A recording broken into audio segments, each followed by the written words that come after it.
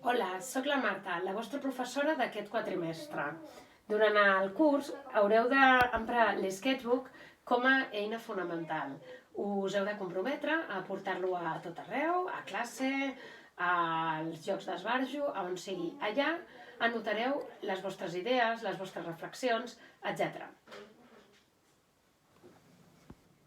Podeu emprar la tècnica que vulgueu. Podeu emprar el llapis, la tinta, els rotuladors, el guaix, les aquarel·les, el que vulgueu. És més, es recomana anar provant diferents tècniques. Al final del quatrimestre el que haureu de fer és gravar un vídeo de 2 minuts en el qual ens explicareu les vostres reflexions més importants que hagueu tingut durant el quatrimestre.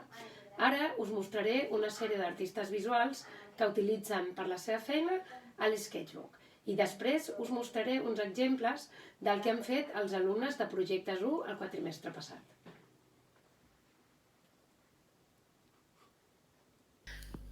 Us presento a la Clara Nubiola, arquitecta, que ha fet dels seus sketchbooks la seva feina.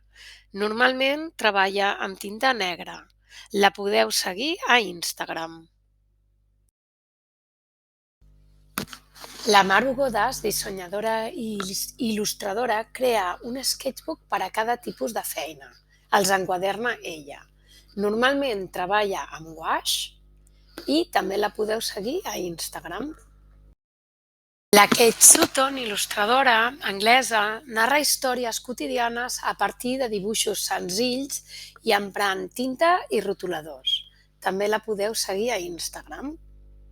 Ara us passaré uns fragments del que hem fet amb els estudiants de Projectes 1 de l'especialitat de disseny d'interiors de l'EASDIP durant el primer quatrimestre del curs 2023-2024.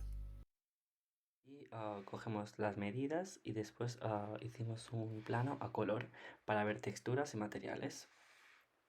En este aprendimos las medidas de los objetos cotidianos, como por ejemplo las puertas, las ventanas, etc. Luego tenemos que definir el problema del siguiente trabajo, que tenemos que estudiar el usuario, las tendencias y la ubicación. Luego hicimos los estudios de la zona y aprendimos cómo va el sol, las direcciones. Realizamos un programa de necesidades, de matriz de criterios y luego hicimos un diagrama de relaciones y también de burbujas de las diferentes del vegetal, donde realizamos las distribuciones de manera más clara y más fácil de observar, donde vemos las diferentes estancias y la relación que tienen entre ellas. Ciertas medidas, como las de los asientos y las mesas, que suelen tener una medida estándar, así como agraciar los armarios y las proyecciones del techo. En el proyecto de la vivienda aprendí que se debía realizar un estudio del clima. Lo nuevo fue la carta solar, ya que no sabía que podía realizar una carta solar de unas coordenadas específicas. También me he dado cuenta de que las sensaciones que da un edificio cambian cuando simplemente lo miras que cuando lo observas y experimentas.